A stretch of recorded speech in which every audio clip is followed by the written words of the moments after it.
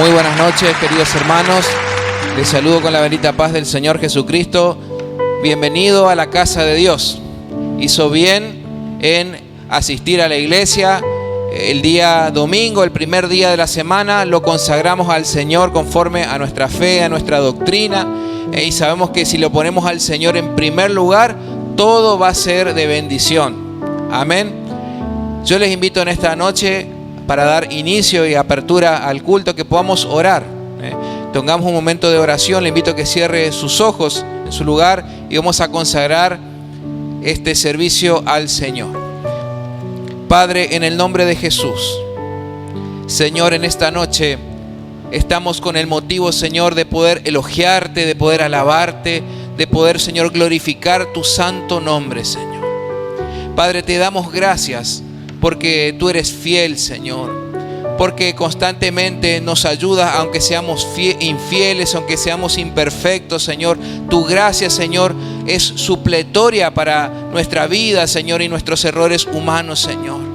Porque así también como abundó el pecado, también dice la Escritura que sobreabundó la gracia, Señor. Por eso, en esta noche, Señor, queremos disponer nuestra vida, nuestro corazón y poder entregarlo todo a ti, Señor. Padre, te adoramos, te bendecimos y queremos que este servicio sea de tu agrado, Señor. Consagramos todo, Señor, lo que está aquí, Señor, que es en tu casa, Padre, el equipo de audio, el equipo de música, Señor, cada uno de los servidores, Padre, y que cada persona, Señor, que está por venir, Señor, tenga un encuentro contigo en esta noche. Te adoramos y te bendecimos en el nombre de Jesús, Padre Santo. Amén. Amén. Le dejo a nuestro hermano Adrián para empezar con la alabanza. Muy buenas noches, amados hermanos. Les saludo con la paz del Señor. Amén. Dios los bendiga en esta noche que el Señor nos está regalando. Y sean bienvenidos a la casa del Señor aquellas personas que hoy nos están visitando también. Amén. Hermanos queridos, antes de iniciar la alabanza, les invito a abrir sus Biblias, hermanos. Vamos a estar leyendo un salmo. Un solo versículo vamos a estar leyendo, hermanos. El Salmo 55, versículo 22, hermanos. Salmo 55, versículo 22. Antes de iniciar las canciones, hermanos, vamos a estar leyendo este versículo solo. Y vamos a estar leyéndolo en el nombre del Padre, del Hijo y del Espíritu Santo. Dice así la palabra del Señor: echa sobre Jehová tu carga, y Él te sustentará. Amén, hermano. Así que sabe ya a quién tenemos que echar nuestras cargas, hermano, nuestro problema, nuestra dificultad. Echa sobre Jehová tu carga y Él te sustentará. No dejará para siempre caído al justo, dice. Fíjese esa promesa, hermano. Tremenda promesa, hermano. No dejará para siempre caído al justo. Pero ¿qué tenemos que hacer primero, iglesia? Dejar las cargas en las manos del Señor. Por eso en esta noche te invito, hermano, a dejar tus cargas, tus ansiedades. Porque dice el Señor que Él tiene cuidado de su pueblo. Él tiene cuidado de cada uno de nosotros, hermano. Amén. Así que vamos a estar dando inicio a las alabanzas en esta noche, hermanos. Vamos a estar cantando esta canción que dice: siempre te alabaré. Hay pruebas, problemas que quieren que no sea así. Escuche bien la letra de esta canción, hermano. Hay pruebas, problemas que quieren que no sea así. Igual te alabaré. Tú eres mi rey mientras viva. Yo no cambiaré. Gloria al Señor, hermano. Son coritos que quizás no lo hemos cantado o quizás no se cantó, pero son coritos viejos, pero son coritos hermosos, hermano. Amén. Que nos invita a que confiemos en el Señor. A pesar de la dificultad, del problema, hermano, confiemos en el Señor. Amén. Así que vamos a estar cantando esta canción que dice así: siempre te alabaré.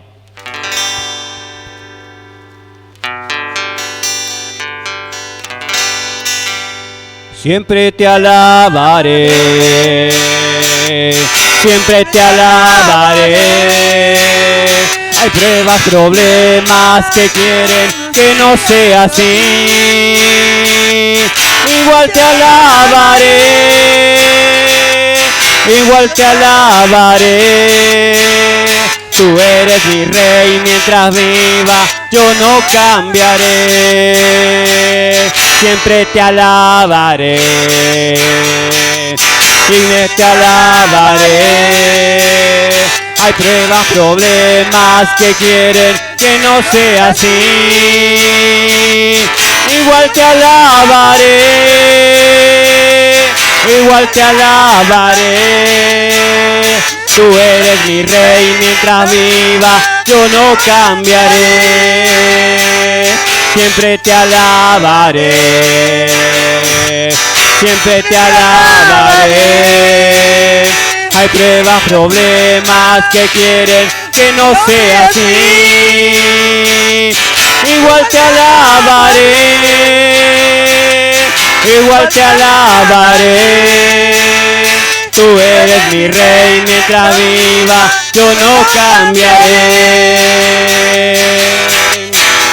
Tú eres mi rey mientras viva, yo no cambiaré. Tú eres mi rey mientras viva, yo no cambiaré. Amén, gloria a Dios, hermano. Claro que sí, siempre tenemos que alabar al Señor, hermano, con gozo y con alegría. Y sigamos alabando al Señor, hermanos, con este corito que dice: recibe la alabanza que te canto de adentro de mi corazón. Hermano, ¿cómo alabamos al Señor?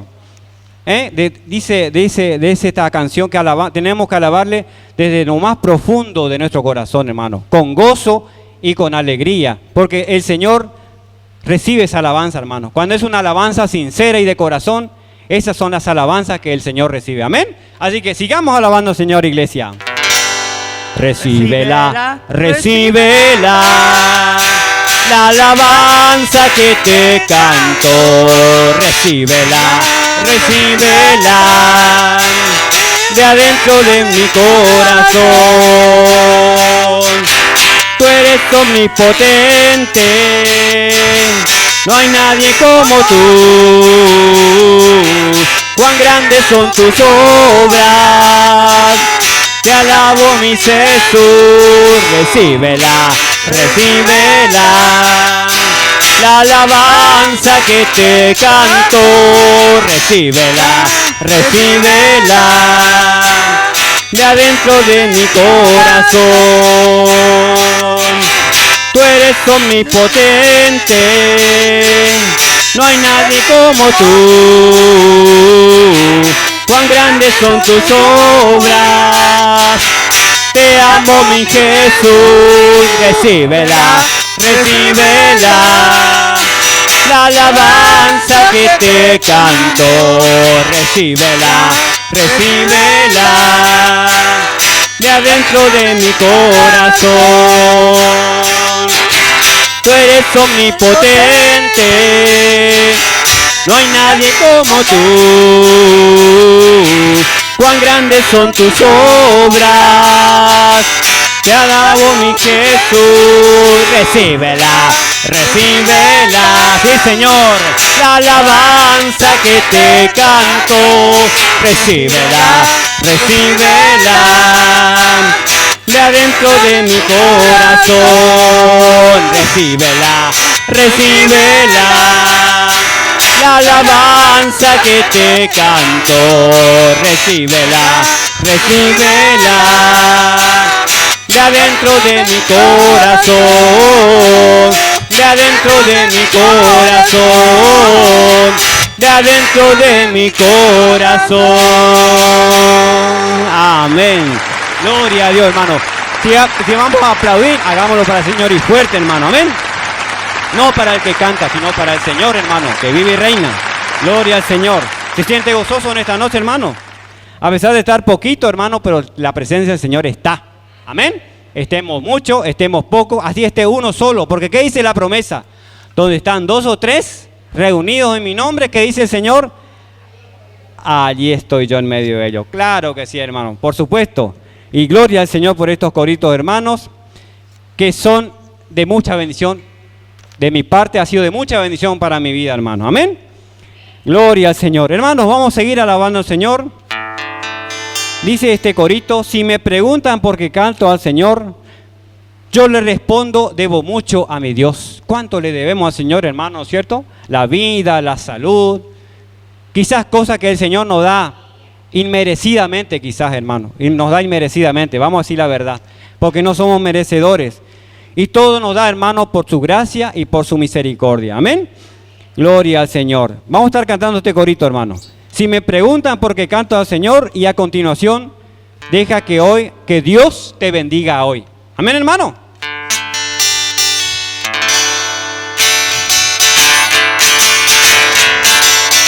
Si me preguntan por qué canto al Señor, yo le respondo, debo mucho a mi Dios. Si me preguntan por qué canto al Señor, yo le respondo, debo mucho a mi Dios. Estando enfermo, Él me vino a sanar. Estando triste, Él me vino a consolar. Llenó mi alma y a mi ser le dio la paz. Corona de oro en el cielo me dará. Estando enfermo, Él me vino a sanar. Estando triste, Él me vino a consolar. Llenó mi alma y a mi ser le dio la paz. Corona de oro en el cielo me dará. Si me pregunta por qué canto al Señor, yo le respondo, debo mucho a mi Dios. Si me pregunta por qué canto al Señor, yo le respondo, debo mucho a mi Dios. Estando enfermo, Él me vino a sanar. Estando triste, Él me vino a consolar. Llenó mi alma y a mi ser le dio la paz. Corona de oro en el cielo me dará. Estando enfermo, Él me vino a sanar. Estando triste, Él me vino a consolar. Llenó mi alma y a mi ser le dio la paz. Corona de oro en el cielo me dará. Si hoy, deja que Dios te bendiga hoy. No dejes para mañana lo que puedas hacer hoy. Deja que Dios te bendiga hoy. Si hoy, deja que Dios te bendiga hoy. No dejes para mañana lo que puedas hacer hoy. Deja que Dios te bendiga hoy. Estando enfermo, Él me vino a sanar. Estando triste, Él me vino a consolar.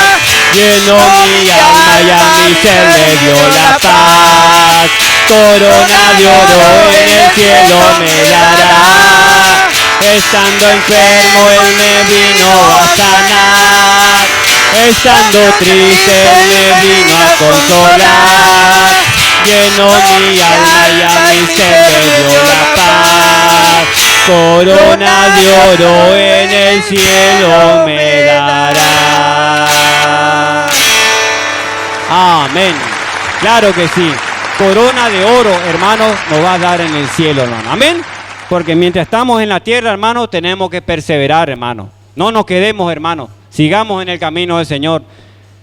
Dice la palabra, hermanos, se oirán de guerras y de rumores de guerra, dice la palabra. No tenemos que tener miedo, hermano, porque está escrito en la Biblia. Obviamente que nos duele, hermano, lo que le sucede a otras personas en otra parte del mundo, pero está escrito en la Biblia, hermano. Nosotros tenemos que orar y obedecer, hermano. Es lo que cuesta quizás, pero lo que cuesta vale, dice un dicho por ahí, amén. Así que, hermano, te aliento, no me afloje, no tengamos miedo. Sigamos adelante. Esto tiene que suceder, hermano.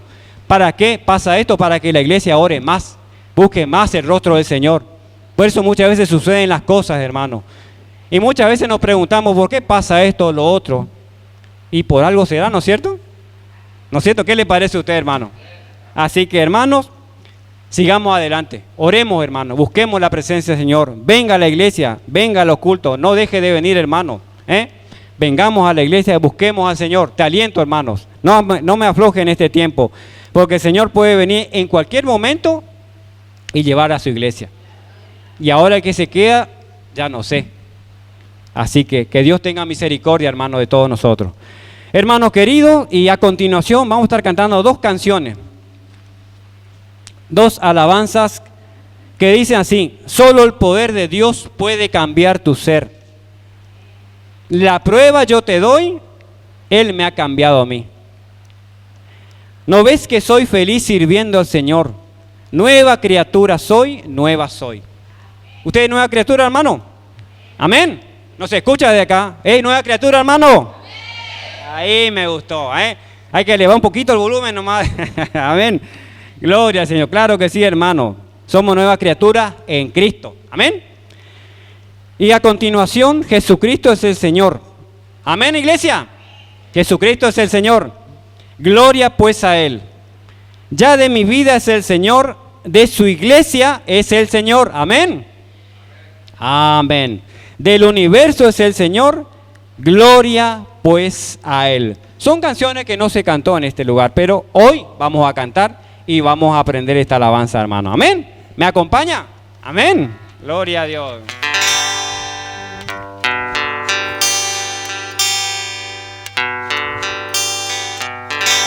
Solo el poder de Dios puede cambiar tu ser. La prueba yo te doy. Él me ha cambiado a mí. ¿No ves que soy feliz sirviendo al Señor? Nueva criatura soy, nueva soy. Solo el poder de Dios puede cambiar tu ser. La prueba yo te doy. Él me ha cambiado a mí. ¿No ves que soy feliz sirviendo al Señor? Nueva criatura soy, nueva soy, nueva criatura soy, nueva soy. Jesucristo es el Señor, el Señor, el Señor. Jesucristo es el Señor. Gloria pues a Él. Ya de mi vida es el Señor, de su iglesia es el Señor, del universo es el Señor. Gloria pues a Él. Jesucristo es el Señor, el Señor, el Señor. Jesucristo es el Señor. Gloria pues a Él. Ya de mi vida es el Señor, de su iglesia es el Señor, del universo es el Señor. Gloria pues a Él. Ya de mi vida es el Señor, de su iglesia es el Señor, del universo es el Señor. Gloria pues a Él. Ya de mi vida es el Señor, de su iglesia es el Señor, del universo es el Señor. Gloria pues a Él. Amén. Claro que sí. Todo es del Señor, hermano. Gloria al Señor. Todo le pertenece a Él, hermano. Amén. Nuestra propia vida también, nuestra familia, nuestro hogar, todo es del Señor, hermano. Amén. Gloria al Señor. Hermanos queridos, vamos a seguir cantando, ya entrando, ¿no es cierto?, en la adoración al Señor. Esta canción que dice, ¿qué sería de mí si no me hubieras alcanzado? ¿Dónde estaría hoy si no me hubieras perdonado? Fíjese qué letra profunda, hermano. Quiero que preste atención a la letra, ¿no es cierto? ¿Qué sería de mí si no me hubieras alcanzado? ¿Dónde estaría hoy si no me hubieras perdonado? Tendría un vacío en mi corazón, vagaría sin rumbo, sin dirección, si no fuera por tu gracia y por tu amor. Gloria, por eso estamos en este lugar, hermano. Y gloria al Señor por aquellos hermanos que nos predicaron. Amén. Que nos trajeron la palabra, que sembraron la semilla en nuestro corazón y hoy estamos en este lugar. Porque Dios utilizó la vida de esos hermanos. Amén. Gloria al Señor, hermanos. Por su misericordia y su gracia estamos en este lugar. Y hoy, en esta noche, hemos venido a adorarle a Él. Y a decirle en esta noche, iglesia, ¿qué sería de nosotros, no es cierto?, si no nos hubiera alcanzado. Amén, hermano. Gloria al Señor. Vamos a estar cantando esta canción. Gloria al Señor.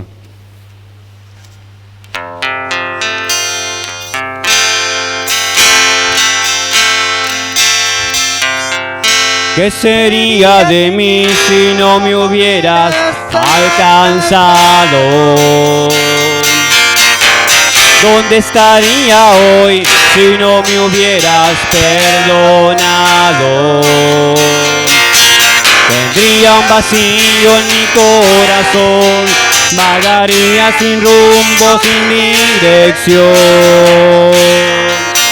Si no fuera por tu gracia y por tu amor, si no fuera por tu gracia y por tu amor, sería como un pájaro herido que se muere en el suelo. Sería como un ciervo que brama por agua en un desierto. Si no fuera por tu gracia y por tu amor, si no fuera por tu gracia y por tu amor, ¿qué sería de mí si no me hubieras alcanzado? ¿Dónde estaría hoy si no me hubieras perdonado? Tendría un vacío en mi corazón, vagaría sin rumbo, sin dirección. Si no fuera por tu gracia y por tu amor, si no fuera por tu gracia y por tu amor, sería como un pájaro herido que se muere en el suelo. Sería como un ciervo que brama por agua en un desierto. Si no fuera por tu gracia y por tu amor, si no fuera por tu gracia y por tu amor, si no fuera por tu gracia y por tu amor. Te adoramos, Señor, te bendecimos. Señor, si no fuera por tu gracia y por tu amor, así como dice la letra de esta canción, Señor, ¿dónde estaríamos, Señor? ¿Qué hubiese sido de nosotros, Señor, si tu amor no nos hubiese alcanzado? Amén. A través de algún hermano que alguna vez nos predicó, que alguna vez nos trajo al camino, que nos visitó, que se preocupó por nosotros, que oró por nosotros, Señor. Hoy estamos, Señor, aquí en el camino, Señor, a raíz de un padre, de una madre que derramó sus lágrimas por nosotros, Señor. Hoy estamos en tu camino, Señor. Padre, te adoramos y te bendecimos, Padre. Te exaltamos en el nombre de Jesús. Recibe la alabanza de nuestro corazón. En el nombre del Padre, del Hijo y del Espíritu Santo. Amén. Amén. Estimados hermanos, quiero hacerle algunos anuncios que vamos a estar teniendo durante la semana. Hoy parece que el calor le pudo más a la fe. ¿Le puede más el calor a la fe o no? Jamás. Jamás.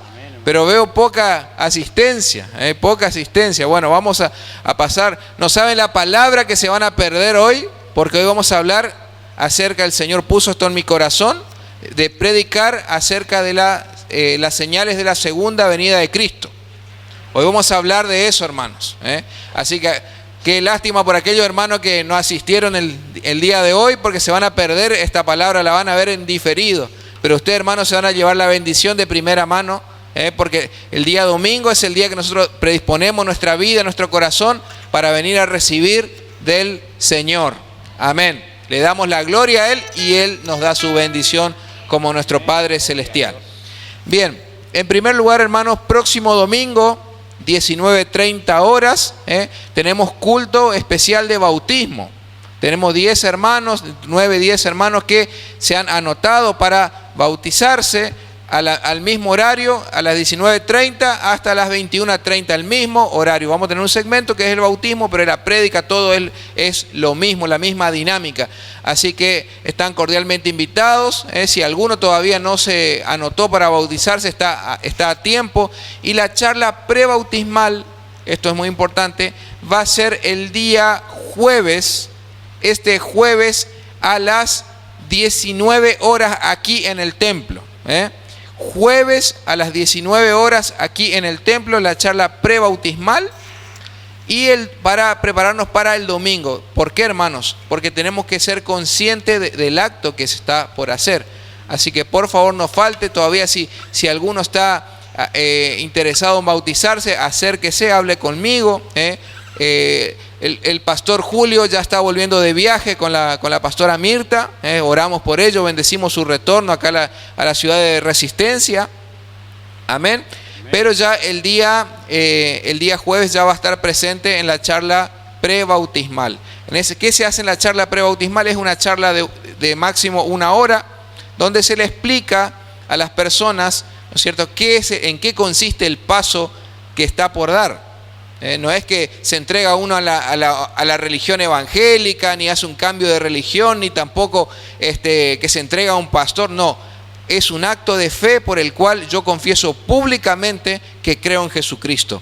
Eso es el bautismo y es una ordenanza del Señor Jesús. Mateo capítulo 28, el Señor Jesús dio la gran comisión a la iglesia y predicar este mundo, y predicar este evangelio a toda criatura. ¿No es cierto? El que creyere fuera bautizado será salvo, mas el que no creyere será condenado. Marcos capítulo 16 también está. Amén. Entonces, en obediencia a la gran comisión, hermano, damos el paso del bautismo. Porque como dice el pastor Julio, es como ya tener el DNI. Soy oficialmente un hijo de Dios. Todos tenemos que dar ese paso. Y el bautismo nos habilita, hermanos, para participar de la cena del Señor. Por ende, la cena del Señor va a ser el próximo domingo, ¿no es cierto? Sería fecha 6, sería domingo 13 si no me equivoco, domingo 13, es decir, el segundo domingo del mes. Entonces los hermanos que se bautizan van a poder participar de la cena. Esa es la visión, hermanos, que estamos llevando la iglesia. Así que no se olvide, a partir de los 10 años de edad ya uno puede bautizarse, porque es la gran pregunta. Y a partir de, mi hijo tiene 8, tiene 9, tiene 11, puede bautizarse a partir de los 10 años si el niño desea. No tiene que ser una imposición. Si el niño lo desea, ya puede pasar por las aguas del bautismo. Amén. Eso en primer lugar. Entonces el próximo domingo bautismo, el día jueves previo charla pre-bautismal. Asimismo, usted sabe que estamos anunciando un curso de formación de capellanes. Un curso de formación de capellanes para iniciar en el mes de abril. Es un curso organizado por el Presbiterio de Capellanes Argentinos a nivel nacional, aquí para las provincias de Chaco, Corrientes y Formosa. Para aquel que no sabe y dice, ¿qué es un capellán? Bueno, su servidor es capellán en la Policía del Chaco. Un capellán es un ministro de Dios que cumple funciones como pastor fuera del ámbito físico de la iglesia en las instituciones. En mi caso me llamó en la Policía del Chaco el Señor. A otro le puedo llamar en la municipalidad, en su trabajo, en los hospitales, en las cárceles, en el lugar donde ejecuta su actividad siempre hay, en las universidades, en los clubes civiles, en todos lados hay un capellán, ¿no es cierto?, que es la autoridad espiritual que atiende justamente, brinda la asistencia espiritual cristiana a todos los que son miembros o que trabajan en ese lugar. Entonces, esta es a través de este curso de 5 meses de duración, no es un curso pesado, es un curso de los días martes, 2 horas y media, los días martes de 18:30 a 21 aproximadamente son los horarios, es quincenal. Es quincenal. Si usted está interesado, si le gustaría incursionar a aprender o quiere saber más sobre este tema, le invito por favor a que charle conmigo después del culto o que me contacte en mi oficina. Dejo mi número de teléfono, ahí le voy a pedir a Ariel si puede publicar en pantalla mi número telefónico. Mándeme un WhatsApp, 88 44 20 es mi número. Amén. Y así también, si usted necesita, hermano, está pasando por algún problema, está pasando por una circunstancia, algún problema de salud, algún problema familiar, algo específico y necesita consejería pastoral, también estamos para asistirle, hermano. Aparte, esto es aparte del curso, también usted agende los números de los pastores, entonces usted se comunica. Amén. Bien, entonces están abiertas las inscripciones al curso. Retomo esto para terminar. Todo el mes de marzo tiene tiempo de inscribirse, hay una serie de requisitos y documentación que tiene que presentar y después puede tomar el curso para ser acreditado legítimamente como capellán a nivel nacional. Amén. Bueno, entonces, hermano, estos son los anuncios para dar. ¿Hay algún hermano que estuvo cumpliendo años en esta semana? Que podamos orar, bendecir su vida. ¿No? ¿Todo bien? Bueno. Amén. Vamos a orar. Entonces, es tiempo, hermano, que podamos orar por las ofrendas y los diezmos. Le voy a pedir allí a nuestra hermana Laura, por favor, si nos puede colaborar para juntar las ofrendas y los diezmos. Vamos a orar al Señor con un poquito, con un granito de lo mucho que Él nos da. Amén. Para el sostenimiento de la obra, hermanos, usted sabe que la iglesia tenemos que mantenerla cada cristiano tiene que mantenerla desde lo espiritual con sus oraciones, orando por la iglesia, por los pastores de la iglesia, por el liderazgo de la misma y también económicamente, hermano, a través de la ofrenda, de los diezmos, porque eso es para los gastos del alquiler, para los gastos de mercadería y todo, hermano, las ayudas que se hacen, todo, hermano, va a un fondo. Tenemos un tesorero, si usted quiere consultar los libros, eso está abierto al público, hermano, todo lo que va entrando, hermano, eso es así como Dios manda. Tenemos que hacer lo correcto delante de Dios y delante de las autoridades, por eso nuestra iglesia está legalmente inscripta también, con todos los registros respectivos.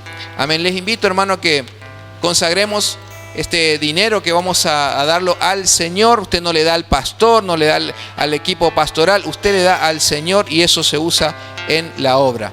Le invito a que oremos. Padre, en el nombre de Jesús, en esta noche queremos, Señor, ofrendar y diezmar, Señor, un poquito de lo mucho que tú nos das, Señor. No lo hacemos, Señor, por obligación ni por necesidad, Señor, porque Dios ama al dador alegre, Señor. Por eso queremos hacerlo de corazón y como para ti, Señor, entendiendo que tú, Señor, nos bendices, Padre, no buscando ningún rédito, Señor, no buscando, Señor, alguna cosecha futura. Lo damos de corazón, Señor, sabiendo que tú así nos mandas en tu palabra, Señor. Padre, te adoramos y te bendecimos, Señor, y en este momento adoramos tu nombre, Señor, con nuestro dinero, Señor. En el nombre de Jesús. Amén. Amén.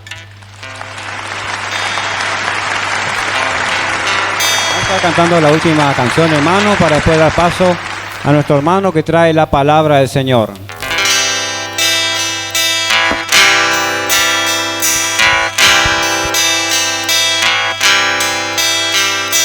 Quiero cantar una linda canción de un hombre que me transformó.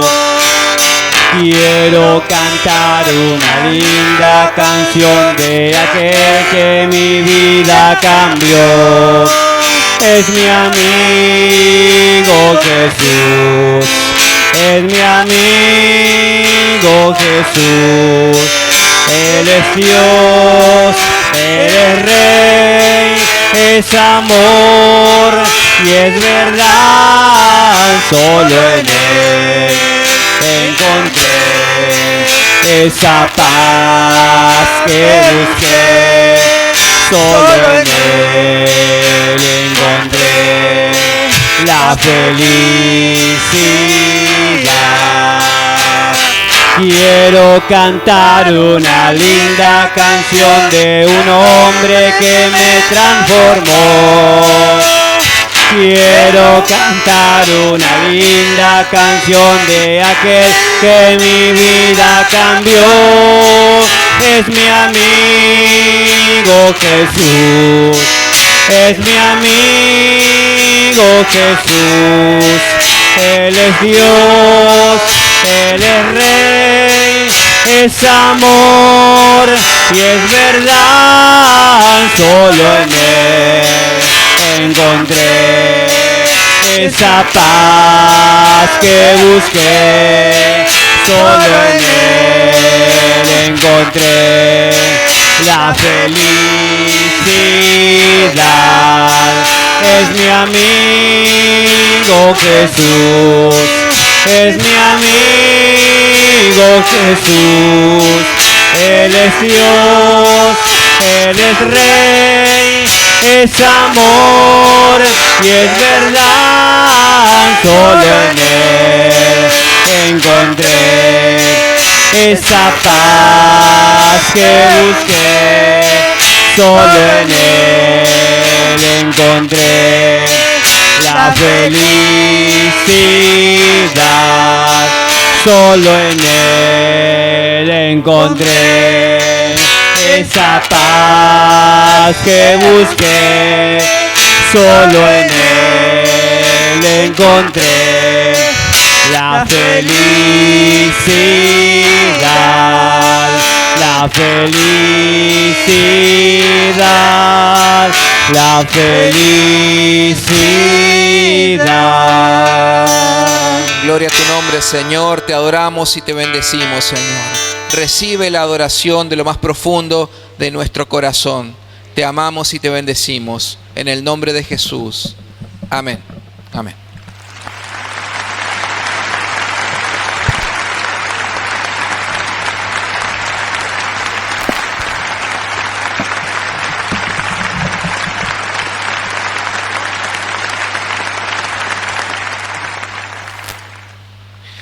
Dios le bendiga, queridos hermanos. ¿Están preparados para recibir la palabra del Señor? ¿Desea usted recibir la palabra del Señor esta noche? Amén. Ella es la lámpara que ilumina nuestro camino, que guía nuestros pasos, que nos da la luz para tomar buenas decisiones en la vida, hermano. Sin ella es la brújula que marca nuestro norte. Tiene que ser en la vida del cristiano, tiene que ser el camino por el cual debemos andar, hermanos, si uno quiere caminar en bendición. Sabemos, como dice el libro de Proverbios, que hay caminos que al hombre le parece derecho, pero su fin, a ver quién sabe, es senda de muerte. Hay caminos que al hombre le parece derecho, es decir, que yo digo en mi propia opinión, también dice, no seas sabio en tu propia opinión. Hay Proverbios capítulo 3, no seas sabio en tu propia opinión, busca al Señor, témelo y síguelo. Amén. Entonces, constantemente la Biblia nos enseña a poder alinear nuestra vida a las Sagradas Escrituras para caminar en bendición, porque en la obediencia está la bendición. Amén. Bien. Vamos a ir entonces, hermanos, Mateo, el Evangelio según San Mateo, capítulo 24. Y el tema que el Señor ha puesto en mi corazón para poder compartir en esta noche se titula Señales de la segunda venida de Cristo. Hermanos, hablando un poquito de la palabra como nuestra brújula en estos tiempos, sabemos que actualmente la crisis de Medio Oriente, de Europa y norte de Asia, entre los países de Rusia y Ucrania, está dando mucho que hablar. Son tiempos, hermanos, donde la incertidumbre está reinando muchas veces en el corazón del mundo, pero no tiene que ser así en la vida de la iglesia. Uno cuando habla por ahí en lo secular ya empieza a escuchar, y será que es a mí varios me han preguntado, pastor, ya es el tiempo del Apocalipsis y la batalla del Armagedón y se viene. Muchas gracias. Ya estamos a las puertas de la venida de Cristo, ¿verdad? Y eso es bueno escuchar cuando se trata de una persona que no es cristiana, cuando no conoce a Dios. Pero por ahí es un poco triste cuando los mismos cristianos están desconcertados en cuanto al panorama profético, porque eso nos demuestra cuánto nos falta todavía conocer las cosas, los principios fundamentales de la palabra de Dios. Entonces el Señor ponía en mi corazón, viendo este panorama mundial de guerras y de rumores de guerra, así como mencionaba nuestro hermano Adrián, haciendo alusión aquí a Mateo capítulo 24, vamos a analizar, hermanos, qué es lo que está sucediendo en el mundo a la luz de las Sagradas Escrituras. Amén. Vamos a ver que la Biblia continúa siendo infalible y vamos a ver de qué forma todo se tiene que cumplir antes de que Cristo venga, y que la Biblia es mucho más actual que el diario que va a salir mañana. El Señor Jesús dijo, mis palabras, el cielo y la tierra van a pasar, es decir, van a dejar de existir, pero mi palabra no va a dejar de cumplirse. Amén. Vamos a leer Mateo capítulo 24, del versículo 3 al 44. Es bastante extenso lo que pretendo abarcar en esta noche, pero vamos, por la gracia y la misericordia de Dios, vamos a ir saltando a los puntos principales. Por eso es tan importante, hermanos, ahora en el mes de marzo también queremos comenzar con el discipulado, Dios mediante, marzo, abril. No se tiene que perder el discipulado, hermano, porque en el discipulado nos tomamos el tiempo de analizar versículo por versículo y sacarse las dudas y entender la Escritura de forma más profunda. Aquí no pretendo, hermano, hacer una prédica escatológica precisamente. Si bien vamos a tomar temas de la escatología. ¿Y qué es la escatología? Me preguntará alguno. La escatología es la división de la teología que estudia el porvenir, las cosas futuras en cuanto al cumplimiento de la Biblia. Eso es la escatología. Amén. Entonces, vamos a leer Mateo capítulo 24 y vamos a ir analizando, para economizar el tiempo, vamos a ir analizando, hermanos, cada 2 y cada 3 versículos para poder llegar y abarcar a todo lo que nos compete. Amén. ¿Trajo su Biblia, hermano, no? Levante los que tienen Biblia. Amén. Hay que traer la Biblia, hermanos. Usted tiene que marcar su Biblia, tiene que estudiarla. Y discúlpeme si soy por ahí un poquito tedioso con esto, pero es mi función y mi deber como pastor tener que decirle que tiene que ser apegado a la Escritura para que usted, hermano, tenga un rumbo, hermano, para que usted conozca y para que usted marque en su Biblia y después vaya y le comparta. Mire lo que predicó el pastor el domingo, mire lo que aprendí, dónde está escrito. Amén. Por eso, hermano, yo le recomiendo, hermano, no es una exigencia, pero le recomiendo que pueda usted ser apegado a la Escritura para que sea de bendición, que a través de la lectura eso se quede en su mente y quede en su corazón. Amén. Bien.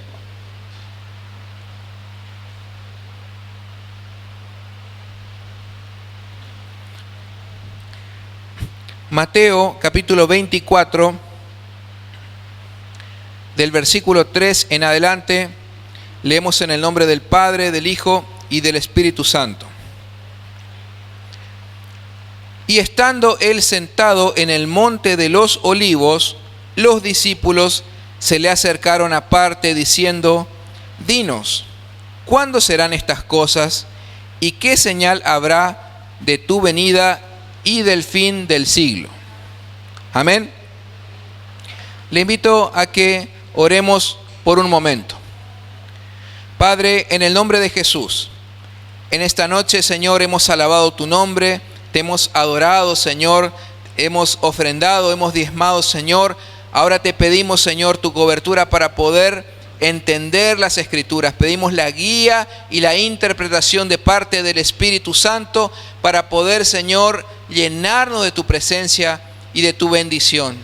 Padre, gracias, Señor, por este momento, por esta oportunidad de poder predicar, Señor, la palabra, y que nuestros ojos estén atentos, Señor, a todo lo que está pasando en el panorama profético, Señor, porque ya tú diste la palabra para que estemos confiados y seguros, Señor, de lo que va a pasar, Señor. Te adoramos y te bendecimos en el nombre de Jesús. Amén.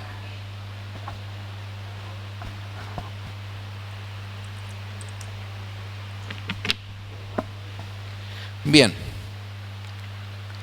El versículo 3, Mateo capítulo 24, todo del 24 del 3 al 44 es lo que vamos a tocar en esta noche. Dice que estando sentado Jesús en el monte de los olivos, los discípulos se le acercaron aparte diciendo: dinos, ¿cuándo serán estas cosas y qué señal habrá de tu venida y del fin del siglo? Bien, en primer lugar, me encanta la palabra de Dios porque ella demuestra que la humanidad de sus personajes. La Biblia relata tal cual eran los discípulos, con sus errores, con sus defectos, como también con sus virtudes. No trata de crear personajes en eminencia, sino que relata situaciones reales, ¿no es cierto? Cómo eran ellos, cómo era su carácter. Y vemos que los discípulos ya en el tiempo de Jesús tenían exactamente las mismas dudas, las mismas preguntas y cuestionamientos que actualmente nosotros hoy también tenemos. Ellos tenían ellos le estaban preguntando: Señor, ¿cuándo va a ser el fin del mundo? Eso es lo que ellos le estaban preguntando. Ellos tenían la misma curiosidad que actualmente tenemos nosotros hoy. Señor, ¿cuándo va a ser el fin del mundo? ¿En qué fecha va a ser, Señor? ¿Y cuál va a ser la señal cuál va a ser la última señal, la señal más exacta de que ya estamos a la puerta de tu regreso? Dígame si no tenemos esas mismas preguntas. Hoy día usted no escucha esas mismas preguntas en la televisión, a través de internet, de la gente que comenta. Todos tenemos aún esas mismas inquietudes que queremos saber. Habíamos escuchado en el año 2012 de la profecía maya y que al final después no fue, ¿no es cierto? Que después, que era un poquito más atrás, entre el año 1999 y el año 2000, ahí era el fin del mundo. ¿Cuántas sectas fueron y se suicidaron? De que iba a ocurrir, ¿no es cierto?, una catástrofe a nivel tecnológico con las computadoras que se iban a descomponer. Y cuántas cosas que no están en la Biblia, sino que son falacias, inventos de los hombres, no según Cristo, sino según los rudimentos del mundo.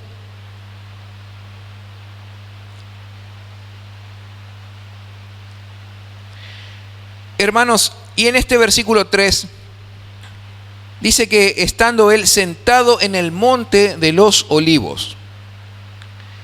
Y aquí también hay sabiduría, porque usted recuerda qué es lo que hacía el Señor en el monte de los olivos.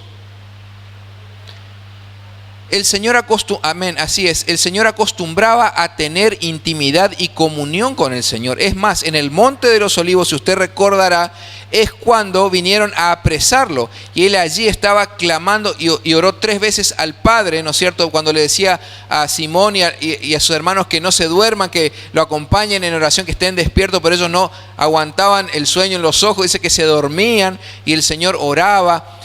Entonces, el monte de los olivos representa el lugar de la comunión y representa el lugar donde Dios Padre le revelaba las cosas al Señor Jesucristo, donde les daba a conocer. Es por eso que versículos previos que no hemos leído, del Mateo 24, del 1 al 3, los discípulos le comentan al Señor Jesús acerca de lo maravilloso y fenomenal que era el templo. Y el Señor les sale con una respuesta que ellos no esperaban, diciéndole: ven todo esto, esto no va a quedar piedra sobre piedra, sino que todo va a ser destruido. Se puso escatológico el Señor, entonces, y eso los tomó por sorpresa, porque el Señor había tenido estaba en un momento de comunión, y el Padre le indicaba que el Señor era momento de dar a conocer estas cosas acerca de lo porvenir. Amén. Por eso menciona que es en el monte, él estaba sentado en el monte de los olivos. Ahora, ¿se acuerdan que anteriormente en otras prédicas yo les he enseñado y les he explicado que la diferencia entre un seguidor y un discípulo, ¿cuál es? Es la cercanía. Que el seguidor simplemente los seguidores son aquellos que le siguen por interés al Señor. Pero el discípulo es aquel que pasa tiempo, aquel que tiene intimidad, aquel que convive con el Señor. Y entonces en este marco de intimidad, porque quizá otra persona no se hubiera animado a hacer una pregunta de tamaña magnitud al Señor. Es decir, un desconocido venía con su problema, venía simplemente: orame, tocame, Señor. Pero los discípulos, en el marco de habiéndole mostrado el templo y que él le dijo que no iba a quedar piedra sobre piedra, por cierto, y entre paréntesis, profecía que se cumplió en el año 70 de nuestra era.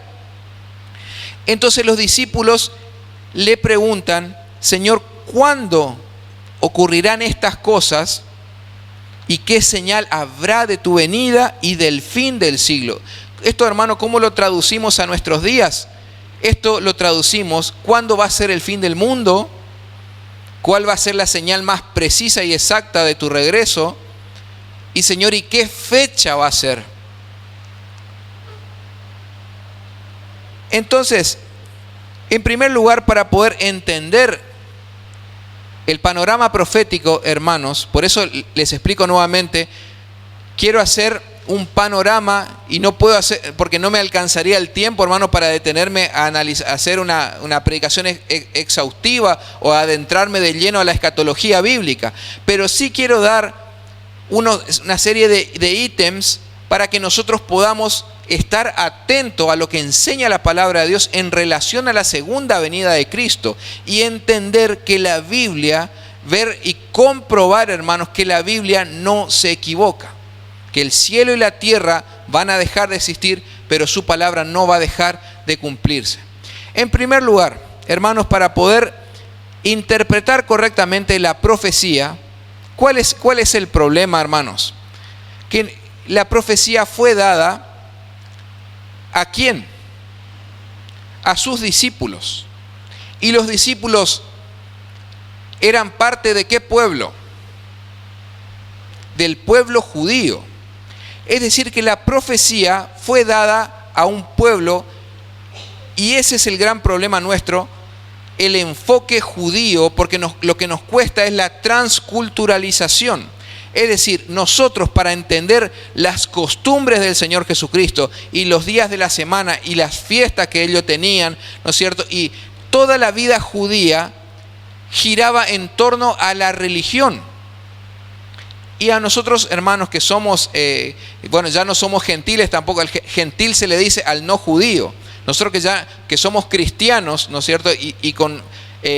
¿No es cierto? Y habiendo pasado 2000 años de diferencia en los tiempos de Cristo, entonces tenemos que tratar de introducirnos a lo que era la mente del pueblo judío para poder acercarnos a la interpretación correcta de las Escrituras. Entonces, hermanos, ¿por qué le explico esto?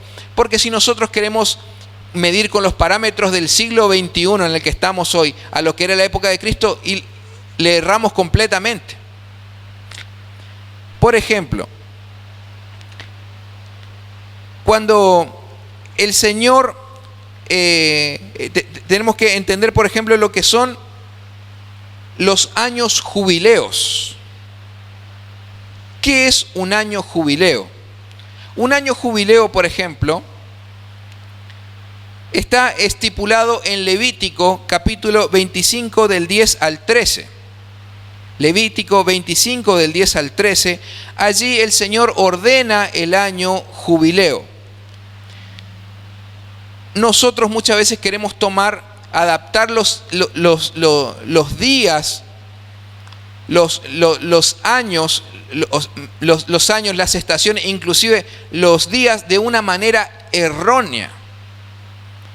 Porque ellos no contaban los años como lo contamos nosotros, de 365 días.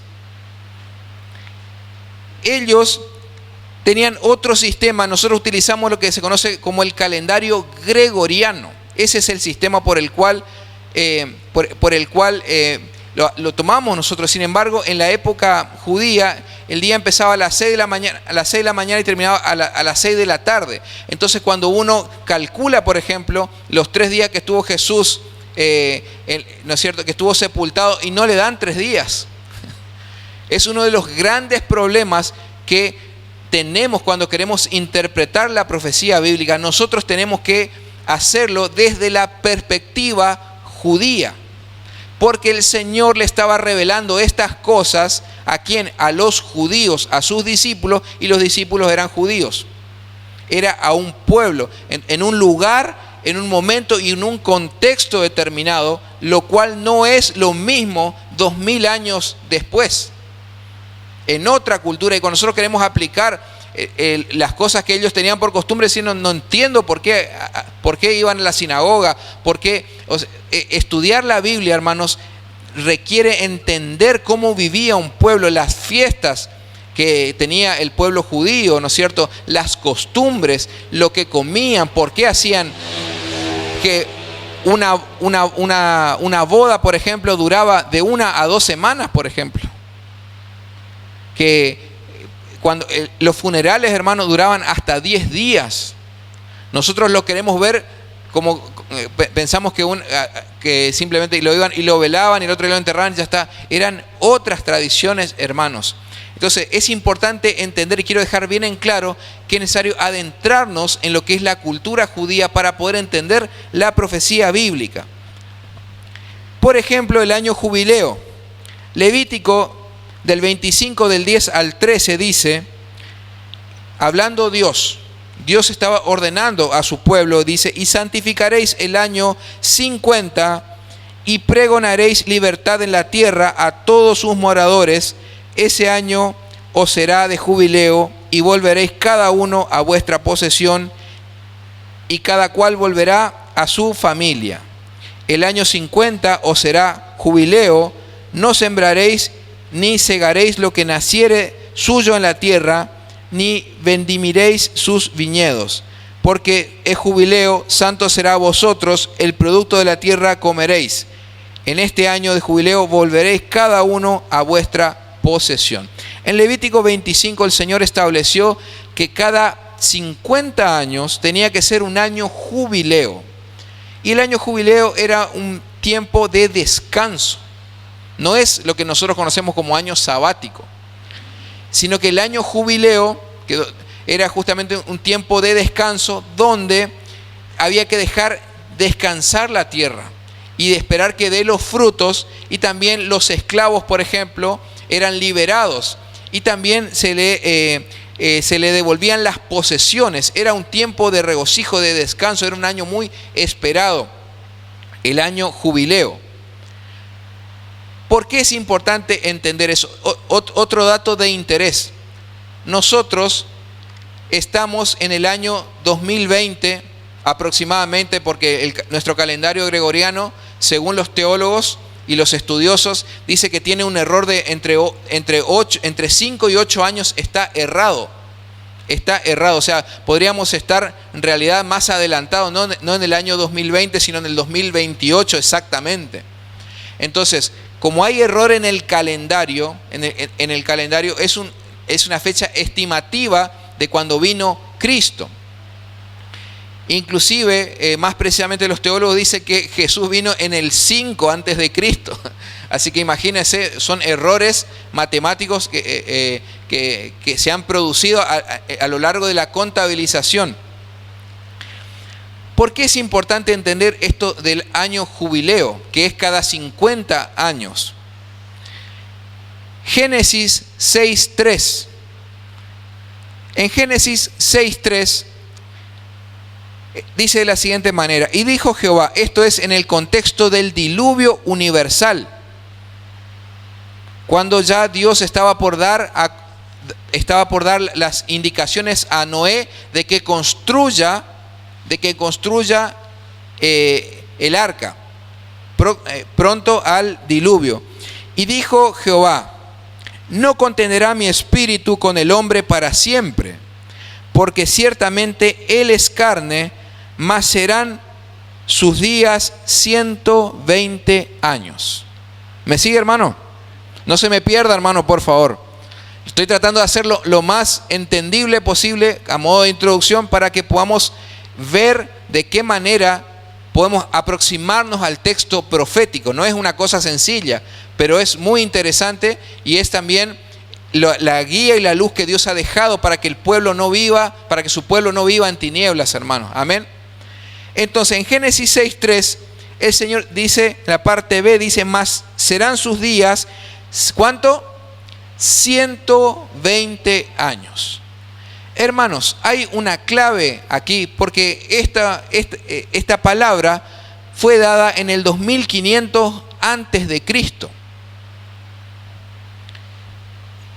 El diluvio universal, hermanos, está fechado entre el año 2500 y 2750 antes de Cristo. Está fechado el diluvio universal, y no solamente por la Biblia. Varias civilizaciones, los persas, ¿no es cierto? Todo lo que fue Mesopotamia, han registrado, inclusive la cultura china registran en sus manuscritos antiguos que existió un diluvio universal en la tierra en algún momento. Esto no es algo de la Biblia, lo corroboran diferentes culturas en la historia. Si usted investiga un poquito, googlea, como se dice, se va a asombrar, hermanos, que el diluvio universal está registrado por diferentes culturas a lo largo del planeta. Y todo desemboca entre el año 2500 al 2700 antes de la venida de Cristo. Entonces, allí en este tiempo, en el 2500 o 2700 antes de Cristo, el Señor, Dios le dice que su espíritu no contenderá para siempre con el hombre, sino que serán sus días como 120 años. Y aquí hay una clave muy profunda para poder entender la profecía bíblica, porque no son 120 años según nuestro calendario gregoriano, sino que son 120 años jubileos. Y esos 120 años, entonces, ¿cómo tenemos que hacer? Multiplicar los 120 por 50 y da un total de 6000 años. ¿Me va siguiendo? Amén. O no están entendiendo nada o están muy serios porque me están escuchando. Amén. Son 120 años jubileos. ¿Qué significa eso? Que da un total de 6000 años. Y ahora es como tenemos que empezar a entender lo siguiente. Desde Adán, présteme mucha atención, hermano, desde Adán a Abraham hay 40 años jubileos. Es decir, hay 2000 años de historia. De Abraham a Cristo hay 2000 años de historias más. Y de Cristo a la guerra del Armagedón, a la batalla del Armagedón, la cual la Biblia dice que va a ser la tercera guerra mundial. Y esto que está pasando entre Ucrania y Rusia no es la tercera guerra mundial y no va a ser todavía, ya vamos a ver por qué, así que quédese tranquilo. Debemos orar por Ucrania, por la paz. Pero lo más seguro, hermano, lo más seguro a la luz de las Escrituras es que Rusia conquiste a Ucrania y a varios de los países que formaban la antigua Unión Soviética, porque tiene que fortalecerse el pueblo de Magog establecido en Ezequiel capítulo 38 y 39. Entonces, a la luz de la Biblia, tiene que resurgir el imperio de Magog y tiene que fortalecerse tomando las antiguas partes de su, que pertenecían a la Unión Soviética. ¿Por qué? Porque más adelante esto tiene que, ¿a qué conlleva esto? A que en el panorama bíblico, tanto la URSS con la Unión Europea, ¿no es cierto?, pues, tengan que rodear a la ciudad santa que es Israel. Todo esto va allí, pero tampoco Ezequiel 38 y 39 es aplicable en lo que está pasando aquí, sino que es mucho más a futuro, porque la batalla de Gog y Magog tiene lugar después del milenio. Ya no le quiero confundir, por eso no me quiero poner tan escatológico, porque quiero llevarlos de a poco. Pero lo más seguro, hermanos, a la luz de la Escritura, es que Rusia pueda conquistar a Ucrania y formar parte nuevamente, porque tiene que fortalecerse para el día de mañana declarar la guerra a Israel. Eso es algo que se espera en el panorama profético, así que estemos orando por luz de todo esto. Bien, entonces cada año, hermanos, son años jubileos, esos 120 años que el Señor da en Génesis capítulo 6, y Génesis capítulo 6 tiene una antigüedad de 2500, imagínense, 2500 años antes de Cristo. Esto suma entonces de Adán a Abraham 2000 años, de Abraham a Cristo 2000 años más, son 4000 años en total, y de Cristo a la guerra del Armagedón, que es lo que se espera, la tercera guerra mundial, son 2000 años más. En total son 6000 años. Tenemos una segunda coincidencia. En tercer lugar, tenemos que saber que las fiestas judías son 7. Por eso le digo nuevamente, para poder interpretar, no es algo sencillo, pero tenemos que entender las cosas, los principios que nos da la palabra de Dios. Por ejemplo, son 7 las fiestas judías. Tenemos 4 fiestas que pertenecen se celebran en primavera y 3 en verano. Las fiestas de primavera son las Pascuas, los panes sin levadura, las primicias y el Pentecostés. Y las 3 que faltan son las trompetas, la expiación y los tabernáculos. ¿Por qué es importante entender esto? Porque la duración, sabemos que según segunda de Pedro capítulo 3 versículo 8, para Dios un día es como 1000 años y 1000 años como un día. Si nosotros sumamos otra vez hasta la sexta fiesta, tenemos nuevamente 6000 años. Es decir, podemos deducir a través del estudio de la Biblia que se han cumplido la fiesta de las Pascuas, los panes sin levadura, las primicias y el Pentecostés. La fiesta del Pentecostés, en la equivalencia de la tradición judía con los hechos de la historia, estamos haciendo un paralelismo entre las fiestas judías con el panorama histórico, bíblico y profético. Vemos que la primera venida de Cristo, corresponde a la fiesta del Pentecostés, es decir, a la cuarta fiesta que es la última de la primavera. Y quedan 3 por cumplirse, que son la de verano, que son las trompetas, la expiación y los tabernáculos. Es bastante profundo, hermano. Yo le invito a que el día martes pueda volver a escuchar nuevamente la prédica, y usted pueda buscar los pasajes y demás. Simplemente estamos haciendo de forma panorámica. ¿Por qué? ¿Por qué es importante entender una cosa como esta? Porque el Señor en Mateo 24 más adelante le va a decir que aprendan de la higuera. Y la higuera, hermanos, es nada más y nada menos que Israel. La higuera simboliza en toda la Biblia, cuando se habla de la higuera, está hablando del pueblo judío. Entonces, el mundo entero, para saber si el retorno de Cristo está más si falta mucho o falta poco, tiene que mirar a Israel. Y es allí donde nosotros tenemos que ver la profecía bíblica en cuanto a lo que ocurre o deja de ocurrir a la nación de Israel. Por eso las guerras y los rumores de guerra sí va a haber.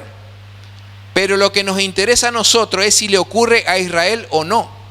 Ahí ese es nuestro parámetro para saber si el retorno del Señor está más cerca o no todavía. Siempre nuestra brújula tiene que ser lo que le acontece a Israel, hermanos. Por eso yo le explicaba al principio que para poder entender la profecía bíblica es necesario pensar como judíos. Porque el Señor le estaba hablando a sus discípulos, al pueblo de Israel, no a todas las personas. Entonces vamos a escuchar pandemias y guerra y rumores de guerra, exactamente, pero nuestra brújula es lo que le pasa a la nación de Israel, hermanos. Amén. Entonces, de las 7 fiestas judías, y haciendo un paralelismo, les repito nuevamente, entre la cultura judía con los hechos históricos y bíblicos a lo largo de la historia de la humanidad, vemos que se han cumplido las Pascuas, los panes sin levadura, las primicias y el Pentecostés.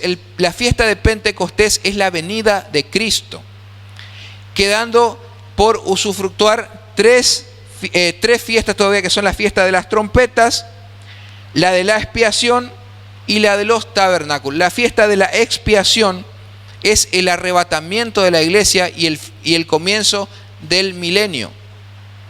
Y la última fiesta, la de los tabernáculos, hermanos, es ya el juicio del trono blanco y la vida eterna.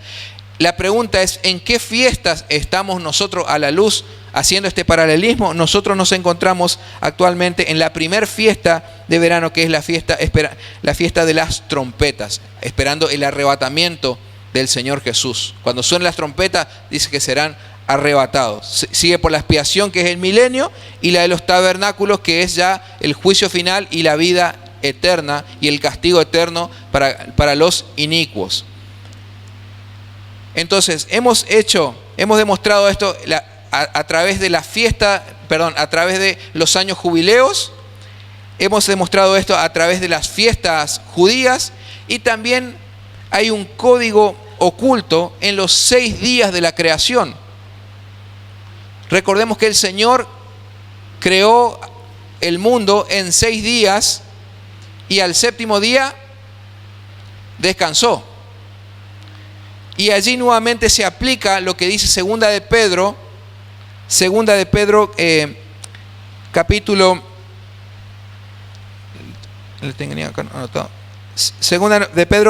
Capítulo 3, versículo 8, que dice que para Dios un día es como 1000 años y 1000 años como un día.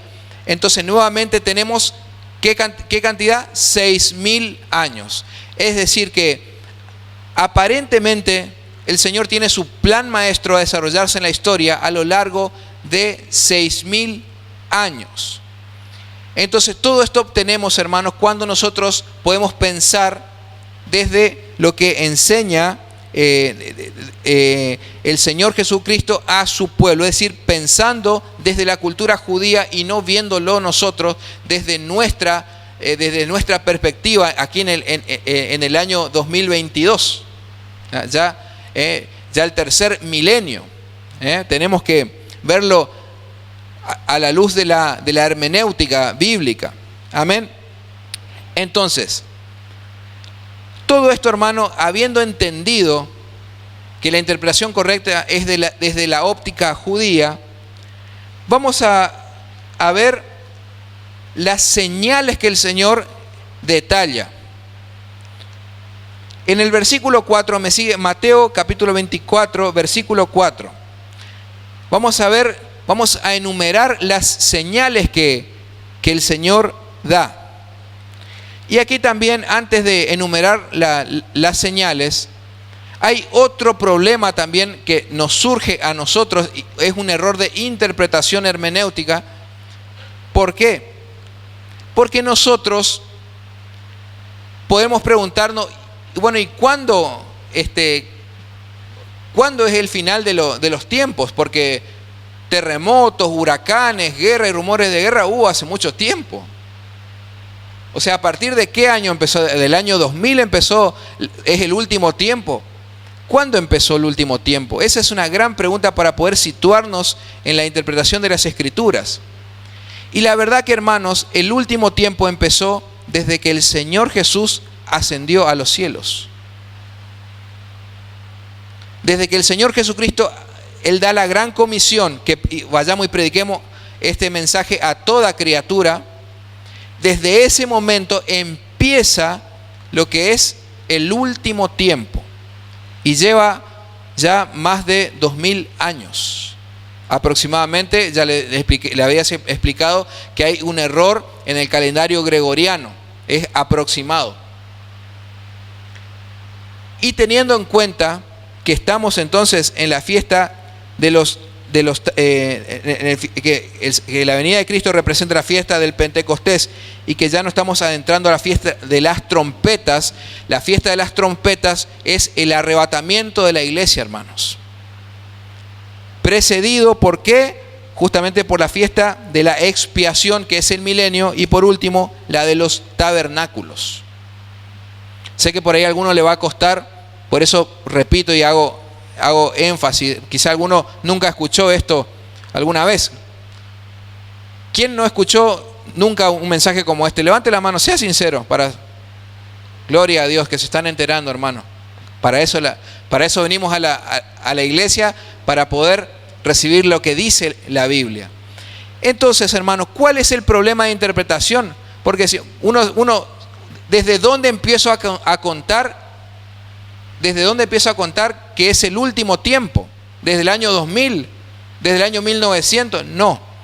Acuérdense que ya hemos tenido Primera y Segunda Guerra Mundial.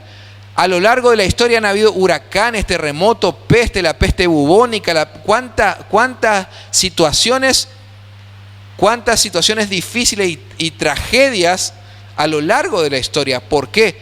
Porque se empieza a contar el último tiempo desde el momento que el Señor Jesucristo ascendió a los cielos. Es decir, que el último tiempo ya lleva 2020 años aproximadamente, 2022 aproximadamente. Todo eso es el último tiempo. Entonces, ¿y cuál es el problema que surge aquí específicamente? Y es el mismo error que nosotros cometemos cuando, que es lo que le preguntaron sus discípulos al Señor. ¿Cuál será? Los discípulos le dijeron en el versículo 3, ¿y qué señal habrá de tu venida y del fin del siglo? Otro problema, hermanos, es buscar la última señal. Y no hay una última señal.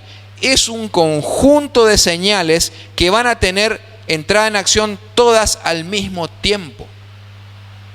Ese es otro gran problema. No va a haber una última señal, van a ser las señales todas juntas. Vamos a seguir desarrollando para que usted lo vea en la Biblia. El versículo 4, Mateo 24 dice, respondiendo Jesús, entonces ante la inquietud de sus discípulos, Jesús le respondió y le dijo, mirad que nadie los engañe. Fíjense que es lo primero que el Señor Jesús le dice, miren que no sean engañados. Que nadie los engañe. Eso es lo primero que tienen que tener. Tengan cuidado de no ser engañados. Es lo primero que el Señor le dice taxativamente, para que ellos tienen que tener presente una cosa como esta. Porque, y allí está la primera señal. Vamos a enumerar que son 10 señales, hermanos. Son 10 señales que van a ocurrir. Y tienen que ocurrir todas las señales al mismo tiempo para saber que la venida de Cristo está a las puertas. Y esto no es algo muy descabellado, porque ya tenemos guerra, rumores de guerra y pandemia al mismo tiempo. Así que puede estar peor realmente. Por eso el Señor lo compara como con los dolores de parto de una mujer. Pero todavía no es el parto, son recién los dolores de parto hasta que nazca el niño. Así es la vida del planeta. Entonces el versículo 4, respondió Jesús, le dijo, mirad que nadie los engañe, porque allí está la primera señal, anótelo en su Biblia, vendrán muchos en mi nombre diciendo, yo soy el Cristo, y a muchos engañarán. Hermanos, desde en el discipulado estudiábamos las luchas que tuvo la iglesia primitiva. El año pasado estudiábamos porque se debatía, había constantemente filósofos, inclusive muchos de ellos teólogos que se distanciaban de las verdades bíblicas y negaban la naturaleza divina del Señor Jesucristo. Un falso Cristo no es necesariamente una persona que dice yo soy el Hijo de Dios. Un falso Cristo es aquel que trae una verdad nueva, reveladora, diciendo esta es la salvación. Acuérdense que la palabra Cristo significa elegido. Mesías en hebreo, su equivalente en griego es Cristo, significa el elegido, el ungido, el iluminado. ¿Cuántos iluminados hemos tenido que creyeron que a lo largo de la historia descubrieron el agujero del mate con alguna filosofía, con alguna idea política, diciendo, no solamente en materia de religión? Hay mucha gente que han planteado teorías de cómo poder distribuir, por ejemplo, la riqueza de una forma equitativa y se solucionaría el problema del mundo. A todo esto, hermanos, también el versículo, entonces allí dice el versículo 1, que vendrán muchos en mi nombre diciendo yo soy el Cristo y a muchos engañarán. El versículo 6 dice y oiréis la segunda profecía, guerras y rumores de guerras. Mirad que no os turbéis, porque es, ¿qué cosa? Necesario que todo esto acontezca, ¿pero qué? Pero aún no es el fin. Por eso le decía al principio que es triste cuando muchas veces los cristianos piensan que están asustados, y por supuesto que la guerra no es buena, por supuesto que toda guerra trae tragedia, maldición, y estamos en contra de la guerra, ¿no es cierto? Pero el Señor decía que no nos turbemos, que no nos preocupemos, que no nos aflijamos, porque es necesario que todo esto acontezca, pero aún no es el fin. Léalo usted en la Biblia, hermano. ¿Lo está leyendo? Pero aún no es el fin. Es simplemente otro síntoma de los prontos, de que el parto está pronto. Y que es necesario que esto acontezca. Justamente en base a esto, hermanos, es que yo les decía al principio que justamente Gog y Magog en el día de mañana tienen que desatar guerra. O sea, a corto o a largo plazo, Rusia va a terminar conquistando la nación de Ucrania y otras naciones más, reconstruyendo, porque Magog tiene que fortalecerse. Ezequiel capítulo 38. Entonces, pero cuando todo esto acontezca, nosotros no tenemos que turbarnos ni tenemos que atemorizarnos, porque es necesario. El versículo 7 dice, porque se levantará nación contra nación y reino contra reino. Aquí está la tercera profecía, y habrá pestes y hambres y terremotos en diferentes lugares. Hoy mencionábamos justamente que el coronavirus ya está juntamente con la guerra entre Ucrania y Rusia. La guerra, los rumores de guerra y las pestes, el hambre de África, el hambre a nivel mundial, y sin irnos más lejos nuestro país, hermanos.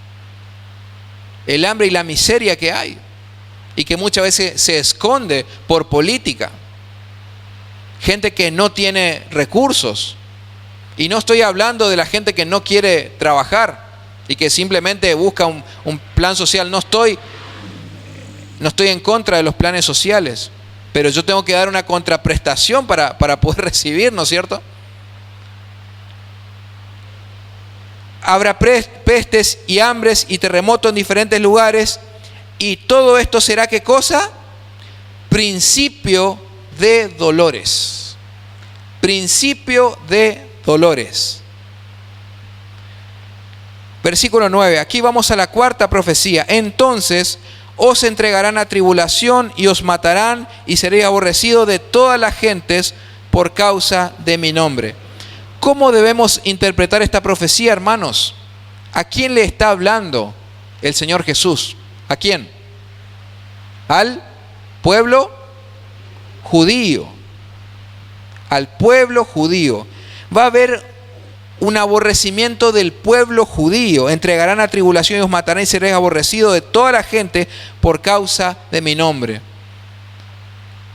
Justamente mucha gente culpa al pueblo judío de los grandes desastres que han ocurrido a lo largo de la historia.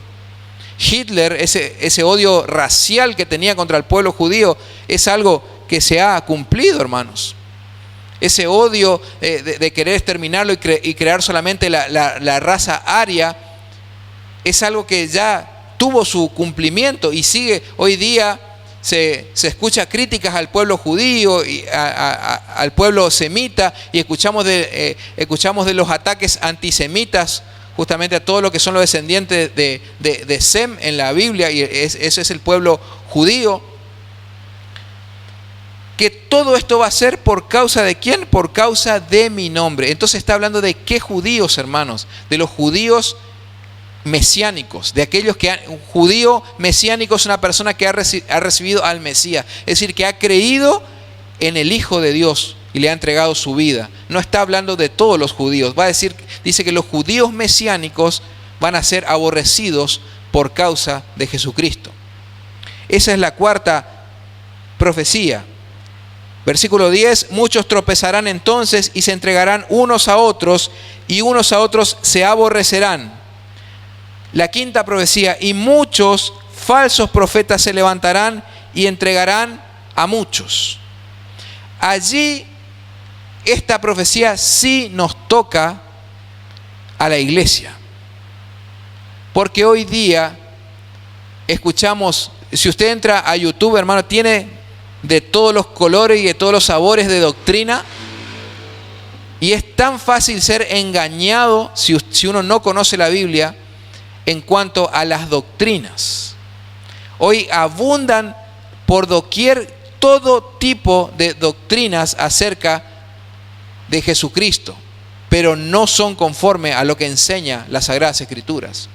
Por eso, hermano, el cristiano tiene que estar apegado a la Escritura, a la Biblia, para no ser engañados. Por ejemplo, los testigos de Jehová, ellos creen que Jesús es el Hijo de Dios, pero no es Dios.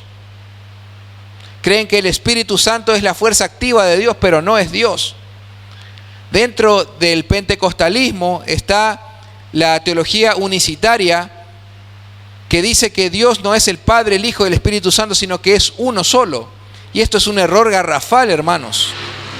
Y solamente bautizan en el nombre de Jesucristo y no en el nombre del Padre, del Hijo y del Espíritu Santo, como mandó el Señor Jesús. Tenemos que tener mucho cuidado, hermano, de no ser engañados. Por eso el Señor dijo en principio, antes de empezar a desarrollar eso, miren que no os engañéis. Mirad que no os engañéis. Si el cristiano no conoce la Biblia y sus doctrinas, hermano, es engañado y es llevado a la muerte. Versículo 11, y muchos falsos profetas se levantarán y engañarán ¿a quién? A muchos. Sexta profecía, por haberse multiplicado la maldad, el amor de muchos se enfriará. Hermano, ¿no le parece que ya estamos viviendo eso también? ¿Cuánta gente por la pandemia después no apareció más en la iglesia? No vino más, se enfrió.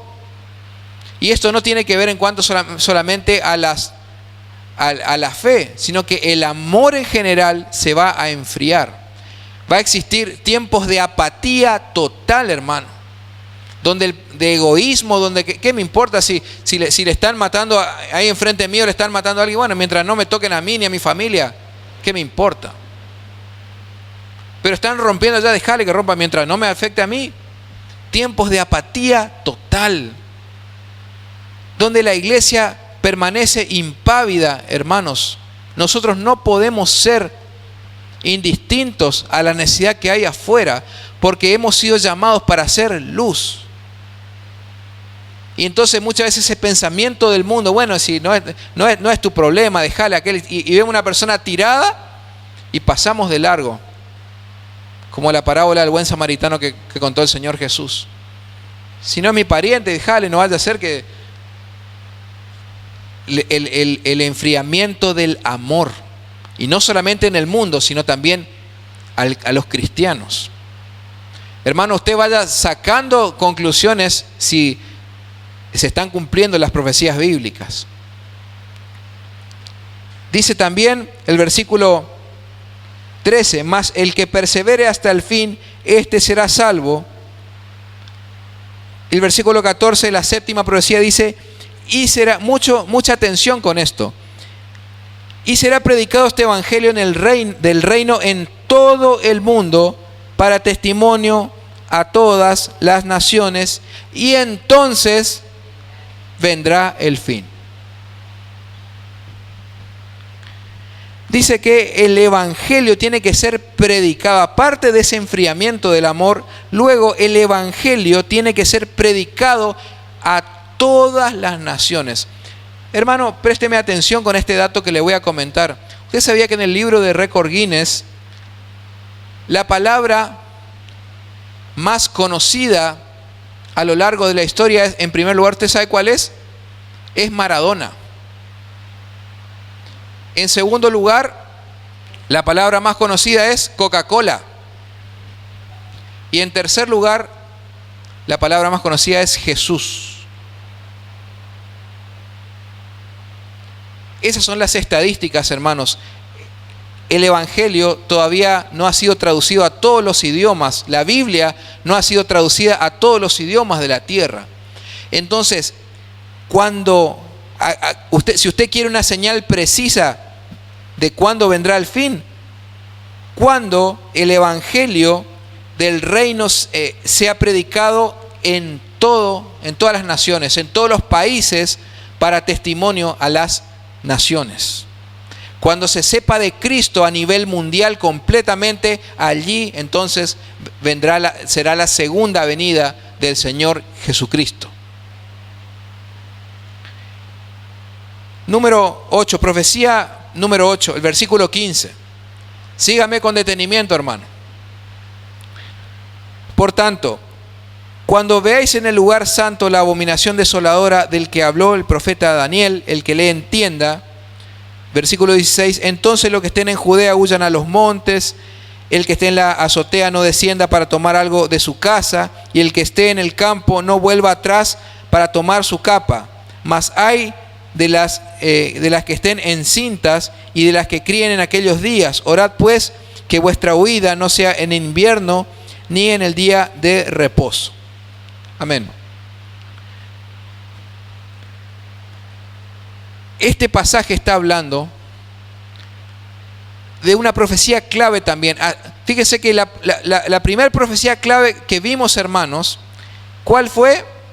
Fue que el evangelio tiene que ser predicado en todo el mundo. Y seguidamente de esto, ¿qué tiene que ver cuando veáis en el lugar santo la abominación desoladora del que habló el profeta Daniel? Y aclara entre paréntesis, el que le entienda. Está hablando de la profecía de la reconstrucción del templo de Israel. Usted sabe que el pueblo judío actualmente no tiene templo. Tiene simplemente uno de los laterales del muro que es conocido como el muro de los lamentos, donde van allí el pueblo judío y llora y se lamenta por no poder tener y esta profecía, como le dije anteriormente, se cumplió en el año 70 de nuestra era. Desde el año 70 hasta la actualidad, el pueblo, la nación de Israel, no tiene templo. ¿Y quién va a ser la abominación desoladora del que habló el profeta Daniel? Va a ser nada más y nada menos que el próximo gobernador mundial, al que la Biblia llama el anticristo. El anticristo va a ser una persona que va a lograr la paz mundial en Medio Oriente, y va a construir el templo judío allí donde está actualmente, que es uno de los grandes impedimentos. ¿Por qué no se construye el templo judío? Usted me preguntará, ¿y por qué no se construye el templo judío? Porque para aquel que no lo sabe, en el lugar donde está el templo judío, donde debería estar, está establecida la mezquita de la roca, que es el principal templo y lugar sagrado de adoración del pueblo de la religión islámica, los musulmanes. Y usted sabe que ¿qué pasaría si quieren ir a tumbar la mezquita? Ahí sí se desata la Tercera Guerra Mundial, porque ellos defienden a muerte la mezquita de la roca, y que está establecido en el lugar donde debería estar el templo judío. Usted sabe que a nivel mundial, a nivel global, la religión islámica, los musulmanes, es la religión más grande sobre la tierra. En primer lugar está el islamismo, en segundo lugar está el hinduismo, porque comprende todo lo que es Asia y África, el hinduismo, y en tercer lugar está el cristianismo, sumando a los católicos y a los evangélicos juntos, y todas las ramas había y por haber. Entonces, ¿qué va a lograr este ser llamado el anticristo? Va a lograr reconstruir el templo de Israel. Pero cuando esté construido el templo, Él se va a ir a sentar como Dios en ese lugar. Entonces esa es la abominación desoladora que va a entrar, se va a sentar una vez que construyó el templo y se los ganó al pueblo judío, Él va a ir y se va a sentar allí y les va a exigir al mundo entero que lo adoren a Él como a Dios. Esa es otra profecía exacta. Entonces cuando nosotros veamos, hermanos, que si tenemos noticia de que se empezaron la construcción del templo, hermanos, ya estamos a las puertas de la segunda venida de Cristo. En realidad de un hecho fundamental, un hecho previo, que es el arrebatamiento de la iglesia. Ya llegamos a eso en los pocos minutos que me quedan. Y dice que, ¿por qué habla de las mujeres? Hay de aquellas que estén embarazadas y de aquellas que estén criando hijos chiquitos. ¿Por qué? Porque le está hablando nuevamente a los judíos. A los judíos que cuando la abominación desoladora se siente en el templo, es decir, cuando el anticristo, el gobernador mundial, se siente allí en el templo, entonces allí recién el pueblo de Israel se va a dar cuenta que Jesús sí era el Mesías de Dios, y que este Mesías que ellos están esperando es el anticristo. Entonces todos con sus hijos chiquitos y todos van a huir y les va a pesar. El versículo 21 dice: porque habrá entonces gran tribulación, cual no la ha habido desde el principio del mundo hasta ahora, ni lo habrá. Dice que ese tiempo, hermanos, va a ser un tiempo de gran tribulación en el planeta Tierra, como no lo hubo desde el principio de la creación del mundo. Un caos, va a ser realmente un tiempo de crisis, de incertidumbre, y todo eso es necesario que acontezca. El versículo 22 dice: y si aquellos días no fuesen acortados, nadie sería salvo, mas por causa de los escogidos, aquellos días serán acortados. ¿Quiénes son los escogidos? ¿A quiénes se está refiriendo? Nuevamente, traslademos el texto a la nación de Israel. Está hablando de 244,000 judíos mesiánicos que aceptaron al Señor Jesucristo. Desde la perspectiva judía es como tenemos que interpretar las profecías para estar más o menos cerca y con mucho estudio, hermano. No es una cosa sencilla. Versículo 23: entonces si alguno os dijere: mirad, aquí está el Cristo, o mirad, allí está, no le creáis, porque se levantarán falsos cristos y falsos profetas, y harán grandes señales y prodigios, de tal manera que engañarán, y si fuere posible, aún a los escogidos. Entonces el texto nos está diciendo: entonces si alguno os dijere: mirad, está allí, no le crean, Porque estos falsos profetas van a tratar de engañar a los escogidos, y los escogidos son judíos mesiánicos. Uno le pregunta, ¿y dónde estará la iglesia? ¿Dónde estaremos nosotros en todo esto? Nosotros, hermanos, nos habremos ido en el arrebatamiento de la iglesia. Ya llegó a eso. El versículo 25, ya está hablando Jesús. Ya os lo he dicho antes, así que si os dijeren, mirad, está en el desierto, no salgáis. ¿Por qué dice está en el desierto? Porque esto está hablando de Mahoma. Usted sabe que Mahoma fue para la religión musulmán, para los musulmanes, para el Islam, Mahoma fue el último profeta después de Cristo. Y él ascendió, él se manifestó en el desierto y ascendió en el desierto. Por eso el Señor está diciendo, si alguien le dijere, está en el desierto, no le crean. No salgáis. O mirad, está en los aposentos, no le creáis. En los aposentos, muchos teólogos coinciden que se refiere a Buda, con su doctrina de la iluminación y de alcanzar el chakra, el estado de la perfección. No le creáis. Que justamente estas son las dos religiones más importantes. Y en tercer lugar, el cristianismo, hablando en la cantidad de miembros que tiene a nivel global.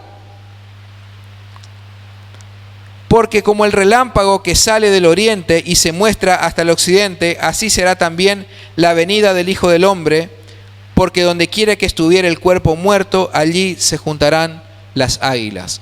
¿Qué está diciendo el Señor Jesús? ¿Qué está explicando? Hace una comparación metafórica bastante fea, por decirlo así. Porque donde hay un cuerpo muerto, allí se juntan las águilas. Está diciendo que aquellos que no tienen comunión con Dios y que están ciegos, aquellas personas que no entienden la profecía bíblica, van a ir a donde más le convenga. Como no entienden de la escritura ni de las profecías, entonces, y como tienen miedo, cada uno va a correr, ¿no es cierto? Que le compara con águilas que van a los cuerpos muertos y comen carne podrida en vez de alimentarse de la escritura, de la sana y la santa palabra de Dios. Tengamos cuidado que nadie nos engañe, hermano. Por eso usted está aquí en la iglesia alimentándose, nutriéndose y aprendiendo los principios bíblicos para saber cuánto falta para el retorno de Cristo. Y aquí, hermanos, ya terminando, quedan pocos minutos, vamos a ver que va a ocurrir un evento intermedio que va a marcar definitivamente la segunda venida de Cristo, y ese es el arrebatamiento de la iglesia. El arrebatamiento de la iglesia no fue explicada por el Señor Jesús en ese momento, en Mateo 24, porque fue una revelación que Dios le da exclusivamente al apóstol Pablo en 1 de Tesalonicenses 4, versículo 13 al 18. Anótelo por favor. 1 Tesalonicenses 4, del 13 al 18. En ese momento es como que Jesús hace una pausa y después sigue en el versículo 29. Pero vamos a 1 Tesalonicenses 4, del 13 al 18, que dice lo siguiente. El apóstol Pablo, esto fue una revelación que Dios le dio al apóstol exclusivamente. Dice: tampoco queremos, hermanos, que ignoréis acerca de los que duermen, para que no os entristezcáis como los otros que no tienen esperanza. Porque si creemos que Jesús murió y resucitó, así también traerá Dios con Jesús a los que durmieron en él. Versículo 15. Por lo cual os decimos esto en palabra del Señor, que nosotros que vivimos, que habremos quedado hasta la venida del Señor, no precederemos a los que durmieron, porque el Señor mismo, con voz de mando, con voz de arcángel y con trompeta de Dios, descenderá del cielo, y los muertos en Cristo resucitarán primero. Luego nosotros, los que vivimos, los que hayamos quedado, seremos arrebatados juntamente con ellos en las nubes para recibir al Señor en el aire, y así estaremos siempre con el Señor. Por tanto, alentaos los unos a los otros con estas palabras. Amén. Hermanos, esa es la máxima esperanza de un cristiano. Y la Biblia dice que muchos de nosotros quizás no vamos a conocer la muerte. Porque en el medio del panorama profético, el Señor Jesucristo se presentará para arrebatar lo que se conoce como el arrebatamiento de la iglesia, para irnos con Él. Acuérdense, hermanos, que el diluvio universal no vino hasta que Noé y su familia entraron en el arca. Cuando Noé y la familia entraron en el arca, allí Jehová cerró la puerta, entonces vino el diluvio. ¿Por qué? Porque Dios no juzga a los justos con los injustos. Jamás. Dios no mete en la misma bolsa y tira palo para todos. No, el Señor primero tiene que sacar a la iglesia del panorama mundial y de esa manera viene el juicio. Vienen los 7 sellos, las 7 copas, las 7 trompetas y todo lo que explica el libro de Apocalipsis. Y como cristianos, ¿qué esperamos nosotros entonces? El arrebatamiento de la iglesia. Eso es lo que estamos esperando en medio, cuando se haya predicado todo el evangelio a toda criatura, cuando empiece a manifestarse la construcción del templo, automáticamente viene el arrebatamiento de la iglesia para poder sacarnos de la gran tribulación que viene por el mundo. ¿Y cuál va a ser la filosofía de este dictador mundial que va a ser llamado el anticristo? Él va a lograr la paz en Medio Oriente y él ¿cuál va a ser su modalidad? Él va a decir, como falta tanta gente en el mundo, vamos a tener que hacer un censo poblacional, un censo a nivel mundial para saber cuánta gente hay realmente. ¿Y cuál va a ser ese censo? Va a ser una marquita en la mano derecha o en la frente, conocida como la marca de la bestia, que muchos teólogos creen que es un microchip. No lo dice la Escritura, pero muy probable que así sea. Concluyendo, hermanos, vamos al versículo 32. Les advertí que no me iba a alcanzar el tiempo. Tuve que saltear un montón de cosas importantes, pero ya más o menos usted lo puede seguir leyendo en su casa. El versículo 32 dice, de la higuera. ¿Recuerda usted qué era la higuera? La nación de Israel. De la higuera aprended la parábola. Cuando ya su rama está tierna y brotan sus hojas, ¿sabéis que qué cosa? Que el verano está cerca. ¿Por qué? Porque hay 3 fiestas judías que se celebran en el verano, que lo expliqué justamente al principio. Son las 3 fiestas que quedan pendientes por celebrarse. Así también vosotros, cuando veáis todas estas cosas, conoced que está cerca, que está a las puertas. De cierto os digo que no pasará esta generación hasta que todo esto acontezca. El cielo y la tierra pasarán, pero mis palabras no van a dejar de cumplirse. Amén, hermanos. Uno puede decir, pero ¿cómo que esta generación? La generación de maldad está hablando, no la generación de Cristo que estaba con él. La misma generación que estuvo con Cristo es la que está hoy en día, es la misma maldad, con los mismos pecados, se llaman de otra manera, pero la generación de maldad es la misma. Con la diferencia que ahora abunda más pecado todavía, pero así como abundó el pecado, sobreabundó la gracia, dice el texto bíblico. El versículo 36 dice, pero del día y la hora nadie sabe, ni aun los ángeles de los cielos, sino solo mi Padre. ¿Cuándo y qué fecha va a ser? Hermano, cuando usted escuche a algún predicador que dice un día, una hora, un año, aléjese, es un falso profeta. Pero el día y la hora nadie lo sabe, ni siquiera los ángeles de los cielos, solamente es algo que corresponde a la soberanía del Padre Celestial. Por último, hermanos, para concluir, Apocalipsis 22:17 dice, y el Espíritu y la esposa, ¿quién es la esposa? La iglesia. Y el Espíritu y la esposa dicen, ven, y el que oye esto diga, ven, y el que tiene sed venga, y el que quiera tome del agua de vida gratuitamente. ¿Cuál debe ser la actitud de la iglesia? Nuestra actitud. Tenemos que decirle: Señor, ven. Ven por nosotros que te esperamos, Señor. Ven a buscarnos, Señor, para que se termine la maldad en el mundo. Hermanos, esto no lo va a cambiar ningún sistema político. Ningún político, ningún presidente. Todos los sistemas democráticos han fracasado, hermanos. Se han corrompido. Solamente el Señor Jesucristo es nuestra esperanza.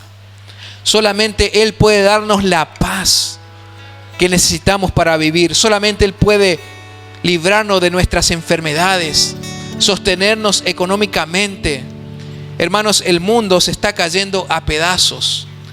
Vemos que cada día abundan más las malas noticias, pero el Señor dice: tranquilo, es necesario que todo esto acontezca.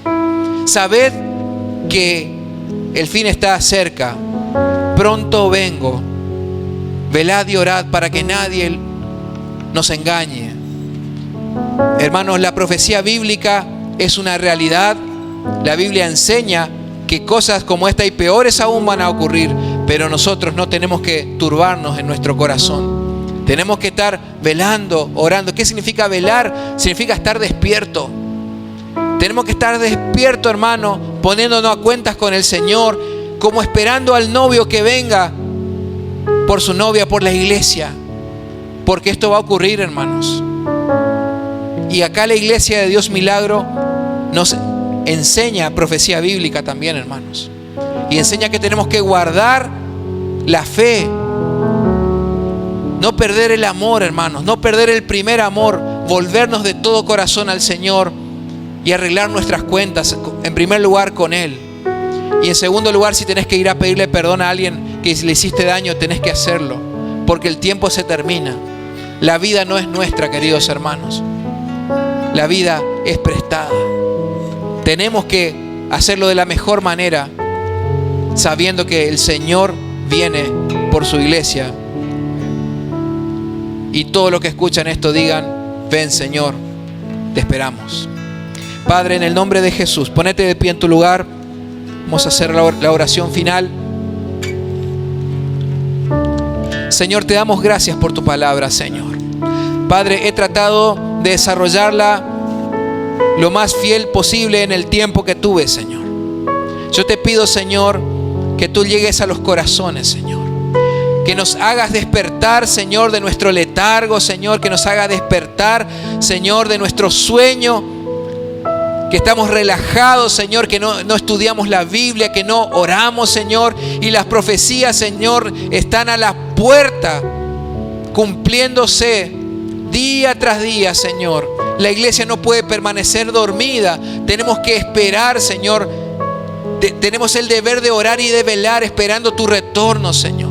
Yo te pido, Padre, que tú llegues al corazón de mis hermanos, Señor. Que tú puedas quitar la venda de los ojos, Señor. Que tú los puedas sensibilizar, Padre. Y que ellos, Señor, por amor puedan buscarte a ti, sabiendo que nos queda poco tiempo, Señor. Padre, no sabemos cuándo será, porque ni aún los santos ángeles de los cielos lo saben, solamente el Padre Celestial. Pero queremos prepararnos, Señor, diciéndote: ven, Señor, ven para que cambien las cosas, Señor. Ven por tu iglesia, te esperamos. Queremos verte, Señor, queremos escucharte, queremos irnos contigo, Señor. Padre, yo bendigo a tu iglesia. Ahora te pido, estimado hermano, estimada hermana, que levantes tu mano allí donde estás. Quiero soltar la bendición pastoral sobre tu vida.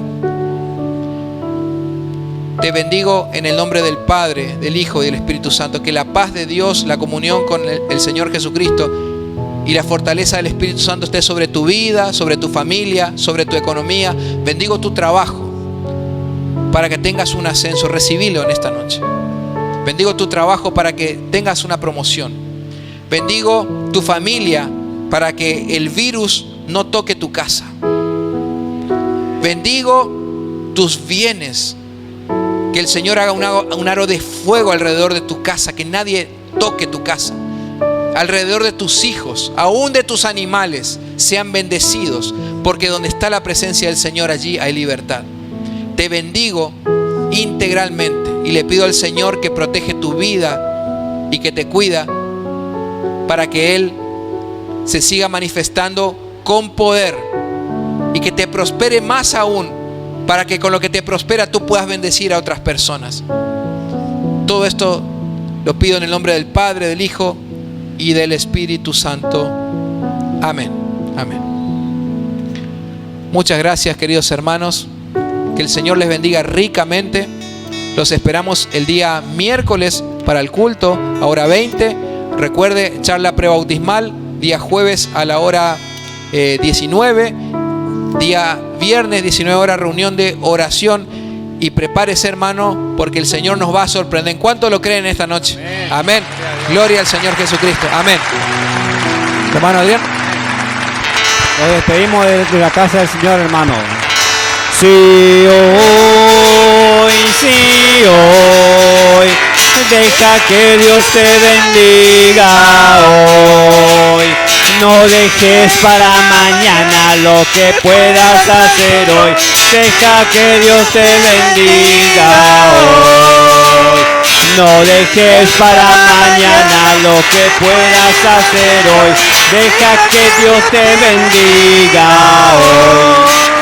Que Dios lo bendiga, hermano. Buena semana. Bendiciones.